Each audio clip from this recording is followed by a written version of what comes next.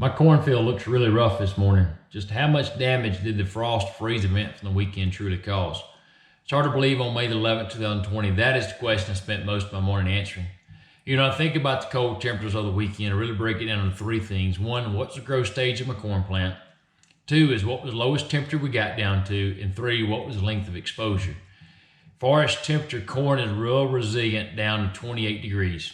Then it becomes length of exposure. Anything less than 22 hours at 28, I'm not overly concerned about.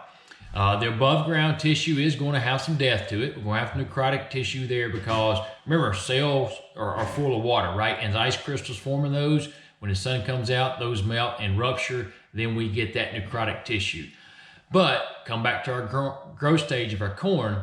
Remember, our growing point stays below ground up into V5. So anything younger than V5, our growing point's below ground, well protected, not overly concerned about that.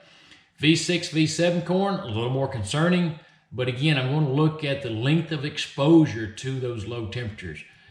As I'm looking through the weather data, I'm seeing some 29s and 30s for the low, especially in our low-lying areas. But for the most part, those only occurred for 30 minutes, 45 minutes, in some cases an hour. You're going to have necrotic tissue. But if you'll take that plant up, dig a couple of plants, split it down the middle, you can see the growing point.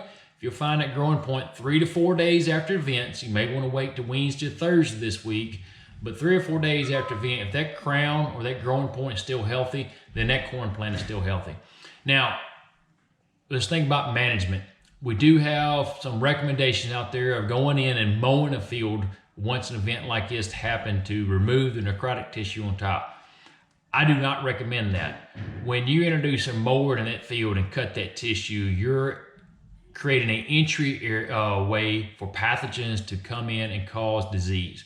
So I recommend against mowing. My recommendation is, as hard as it is, just to kind of watch it. Let that corn plant experience some 80-degree weathers as we get in Thursday and Friday this week. Temperatures climb. It'll come on out of it. It'll look rugged. It'll look ragged for a little bit, and it's going to look behind. But all the data from the different universities, Purdue, University of Kentucky, Iowa State, even Georgia and some other places, if you look at university data, our yield penalty is very low to none on frost damaged corn.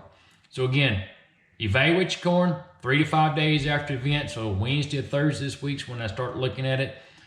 Split the stalks open, look at your growing point. But if your corn is younger than V5, I would not be overly concerned. If you get V6, V7 corn, you might be worried a little bit, but it's length of exposure. Hope that helps.